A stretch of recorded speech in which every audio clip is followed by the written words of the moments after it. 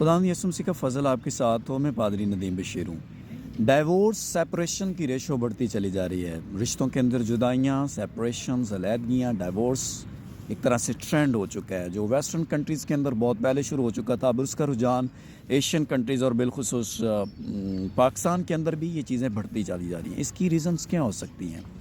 इसकी रीज़न्स ये हैं कि सोशल मीडिया पर या इधर उधर से हमें ये ट्रेंड जो है वो देखने को मिल रहा है, जहाँ ये कहा जा रहा है कि मर्द और औरत जो है वो दोनों बराबर हैं, और फिर एक तरह से औरत जो है अपना खोया हुआ मुकाम जो है वो ढूंढने के लिए निकल पड़ी है, और अपनी मर्द के साथ बराबरी करने के लिए और उसकी ताबेदारी से निकल जाने के चक्कर में ये हुआ कि सेपरेशन और डाइवोर्स की जो रेशो है वो बढ़ती चली जा रही है। अब बाइबल मुक़द्दस में से देखेंगे कि जब अगर हम ये देखें कि क्या मर्द और औरत दोनों बराबर हैं, अगर तो आप इंसानियत के लिहाज से देखते हैं कि इंसान होते हुए ये दोनों बराबर हैं, तो जी हाँ, ये दोनों बिल्कुल बराबर हैं।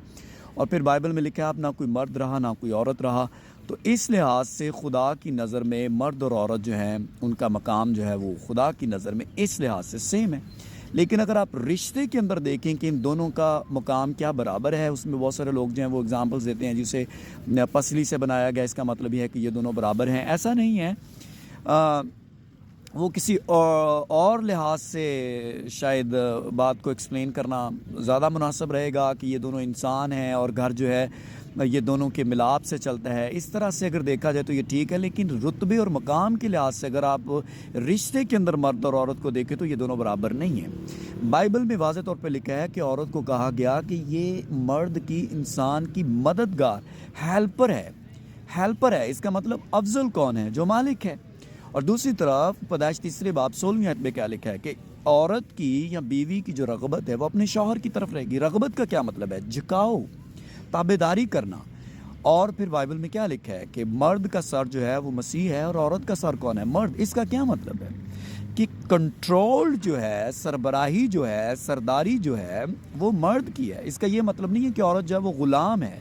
ग़ुलाम नहीं है। ये बिल्कुल ऐसी है जैसे हम खुदा के कंट्रोल के अंदर है और हम उसकी बात मानकर उसकी खुशनुदी हासिल करके खुश होते हैं। इसी तरह औरत जो है वो खुशी से अपने शौहर के कंट्रोल के अंदर रहे, ये बाइबल हमें सिखाती है। और ये फॉर्मेट गॉड का है। जब हम इस फॉर्मेट को फॉलो करेंगे तो उस सूरत में डाइवोर्स और सेपरेशंस की रेशो कम हो जाएगी।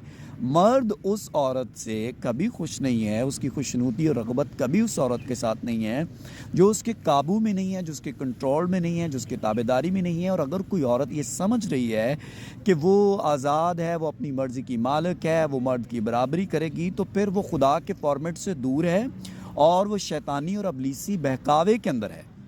और इसी सबब से सेपरेशंस और इसी सबब से तलाक़ों की रेशो बढ़ती चली जा रही है।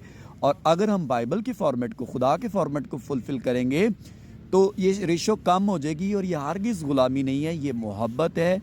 ये खुदा ने हमारे लिए बेहतर जो है वो चूज़ किया है। हम इंसान होते हुए अपने लिए बेहतर और दुरुस्त चूज़ नहीं कर सकते। खुदावंद आज की इस वीडियो के सबब से आपको बरकत दे। आमीन।